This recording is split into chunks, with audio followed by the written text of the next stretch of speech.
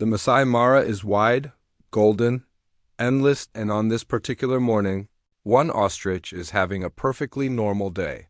He pecks at the dry ground. He blinks his enormous eyes. He ruffles his black and white feathers in the warm breeze. Around him, the grassland hums quietly. A zebra grazes nearby. A hornbill calls from a distant tree, and the sun climbs slowly into a cloudless sky, normal, peaceful, boring. Even then he sees it, something small, something strange, something wobbling across the open grass on two tiny legs, arms waving, making soft little grunting sounds. Heading in no particular direction with tremendous confidence, the ostrich stops pecking. He stretches his long neck forward and stares. It is a baby gorilla, tiny, round, completely alone, completely unaware that a 9-foot bird is watching his every move with growing suspicion. The ostrich does not think deeply. Ostriches are many things. Tall, yes. Fast, absolutely. Dramatic, without question, but deep thinkers? Not so. When the baby gorilla wobbles a little too close, the ostrich does not ask questions. He does not pause.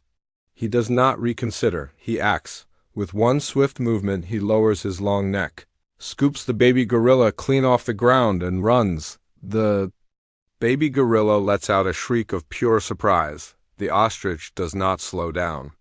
His powerful legs pound the earth, left, right, covering ground at terrifying speed. The grassland blurs around them. The wind rushes past.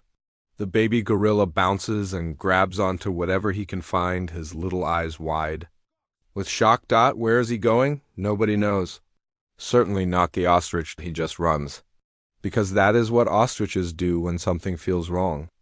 They run, fast, far, without looking back, but somewhere behind them, far behind them now, something has changed. The mother gorilla lifts her head. She looks left. She looks right. She does not see her baby. She stands up slowly, her massive frame rising above the grass. She turns in a full circle, scanning every direction. Her nostrils flare. Her eyes narrow, and then, carried on the warm Mara wind, she hears it, a small, frightened cry. Her baby's cry.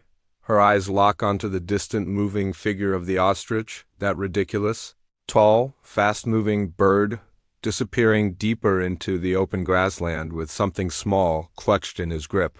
For one long second, she is completely still. Then the ground shakes. The ostrich is fast. 70 kilometers per hour fast. The fastest 2 legs in all of Africa. He knows this. He is confident in this. What he does not know, what he cannot yet hear over the wind and his own heavy footsteps, is what is coming behind him. The mother gorilla runs on all fours, knuckles hammering the earth. She is not as fast as the ostrich, not even close, but she does not stop. She does not slow. Her eyes never leave that tall, feathered figure ahead of her. She calls out, a deep, thundering boom that rolls across the Mara like a drumbeat. The zebras scatter. The hornbill goes silent. Even the wind seems to hold its breath. The ostrich keeps running. The mother keeps running. The baby gorilla holds on tight, confused, frightened, looking back over the ostrich's feathers at the world rushing past behind him. The gap between them is closing. Slowly, steadily, meter by meter, the ostrich reaches the far side of a low ridge, and for just one moment, one brief, terrible moment, he and the baby gorilla disappear from sight. The mother gorilla reaches the ridge. She crests the top. She looks down, and there he is. The ostrich has stopped, just like that, completely still, standing in the shallow valley below, his long neck bent awkwardly, staring at the tiny creature still clinging to his feathers.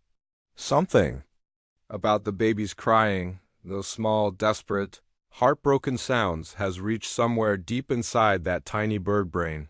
He does not understand what he has done, but he feels it. The baby gorilla looks up at him with wet, frightened eyes. The ostrich looks back, and then, slowly, carefully, like he is putting down something fragile, he lowers his neck to the ground and lets the baby gorilla slide gently into the grass. The mother gorilla does not wait another second.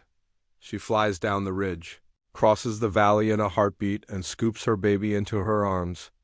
She holds him so tight, so close, checking every inch of him, his tiny fingers, his little face, his round belly. He is shaking, she is shaking, but he is safe. He is completely, perfectly safe. She lets out a long, low rumble, soft, gentle. Relieved, the baby gorilla buries his face into her chest and holds on. The ostrich watches them for a moment. Then he turns around, walks back up the ridge, and rejoins his group on the other side, head held high, feathers perfectly calm. As if absolutely nothing happened, the Masai Mara exhales, the grass sways.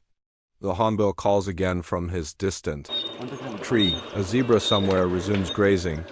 And life, beautiful, strange, unpredictable life, continues exactly as it always has. Out here, every morning brings something unexpected. Today, it brought a stolen baby, a furious mother, and one bird who just maybe had a tiny change of heart.